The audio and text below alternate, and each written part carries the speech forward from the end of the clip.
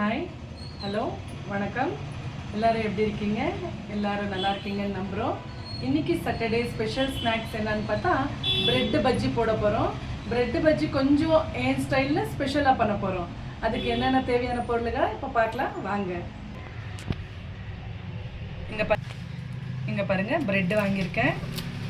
வேக வச்சு உருளைக்கிழங்கு, இது வந்துட்டு கடல மாவு, இது வந்து வேடிக்கை மிளகாவை பின்ன பூண்டு ஊற வச்சு வச்சுருக்கேன். அப்புறமா இது வந்து புதினா, கொத்தமல்லி, ஒரு 3 பச்சை மிளகா, இது புளி கொஞ்சம்,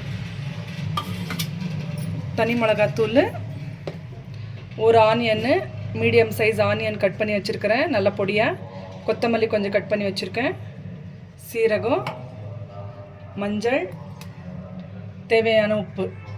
இது எல்லாமே தனித்தனியாக பண்ணிக்கணும். எப்படி பண்ணணுன்னுட்டு உங்களுக்கு காட்டுறேன் வாங்க. நெக்ஸ்ட் ஸ்டெப் போடலாம். 2 மாதிரி சட்னி நம்ம அரைச்சிக்கணும். ஃபஸ்ட்டு இப்போ க்ரீன் சட்னி அரைச்சிக்கலாம். அதான் நான் காட்டினேன் இல்லைங்களா, புதினா,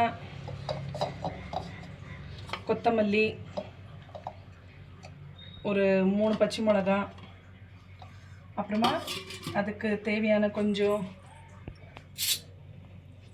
சீரகம், ஏன்னா கொஞ்சம் ஜீரணம் ஆகும், அதனால் சீரகம் கொஞ்சம் போட்டுன்னு இதுக்கு தேவையான அளவு உப்பு போட்டுக்கலாம். உப்பு போட்டு அரைச்சிக்கலாம். இப்போ அரைச்சிட்டோம். அது சட்னி ரெடி. இப்போ அதுலேயே இந்த மசாலாவை அரைச்சிக்கலாம். இது வந்து வேடிக்கை மிளகா சொன்னேன் இல்லைங்களா, அதுவும் ஒரு 4-5 பல்லு பூண்டு, பல்லு கேட்கும் யாரோட பல்லு மானிட்டு, கொஞ்சம் உப்பு, இதுக்கு தேவையான அளவு உப்பு போட்டுக்கலாம். போட்டு இப்போ அரைச்சிடலாம். இதுவும் இப்போது ஃபைன் பேஸ்ட் அரைச்சி வச்சாச்சு. இப்போ நெக்ஸ்ட்டு உருளைக்கிழங்கு ஸ்டஃபிங்க்கு என்னென்னா, இங்கே பாருங்கள், உருளைக்கிழங்கு ஸ்மாஷ் பண்ணி வச்சுருக்கேன். அப்பயே காட்டின மாதிரி ஒரு மீடியம் சைஸு பொடியாக நறுக்கிய வெங்காயம், கொத்தமல்லி அதில் போட்டுக்கலாம். அதுக்கு தகுந்த மாதிரி நாங்கள் அப்பப்போவே உப்பு போட்டுன்னு இருக்கோம், அதனால் பார்த்து போடுங்க உப்பு. இதுக்குமே அவ்வளோதான், தேவையான அளவு உப்பு போட்டுக்கலாம். இதுக்கும் அளவு தேவையான அளவு. பின்ன இதுக்கு கொஞ்சமாக மிளகாத்தூள் போடலாம், ஏன்னா அதுவும் பச்சை மிளகா சட்னி, இது வந்து பேடிகை மிளகா சட்னி இருக்கிறதுனால கொஞ்சமாக மிளகாத்தூள் போட்டு இதை நல்லா இப்போது மிக்ஸ் பண்ணி வச்சுக்கலாம். இப்போது இது வந்து கடல மாவு சொன்னேன் இல்லைங்களா, இப்போ இதுக்கு தேவையான அளவு உப்பு போட்டுக்கலாம். எல்லாத்துக்கும் தேவையான அளவு தான், கொஞ்சம் பார்த்து போட்டுக்கோங்க. ஆனால் அப்புறமா கொஞ்சம் மஞ்சள் போட்டுக்கலாம். அப்புறமா கொஞ்சமாக மிளகாத்தூள் கொஞ்சமாக போட்டுக்கலாம். கொஞ்சம் டேஸ்ட்டாக வர மாதிரி போட்டு நல்லா இதை கலக்கி காட்டுற பாருங்கள். இங்கே பாருங்கள், இந்த மாவு வந்து பஜ்ஜி போண்டாக்கு பிசிற மாதிரி கொஞ்சம் கட்டியாக பிசிக்கூடாது. இங்கே பாருங்கள், இந்த பதத்தில் இருக்கணும். அப்போ தான் ப்ரெட்டில் போட்டால் நல்லா ஒட்டிக்கும். ஒட்டினா ப்ரெட்லேருந்து பிரிஞ்சு வெளியே வராது.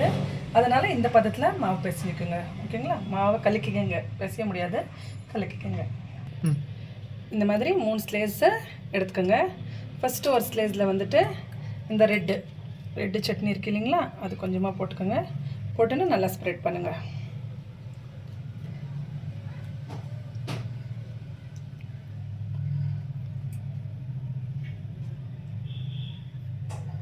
நிறைய அதுக்குன்னு பத்தலைன்னுட்டு எடுத்து போட்டுக்காதீங்க, அதுலேயே அட்ஜஸ்ட் பண்ணுங்கள். நிறைய காரமாக இருக்கும். ஓகேங்களா? இது ஒரு லேயரு. அப்புறமா க்ரீன் சட்னி ஒரு லேயரு,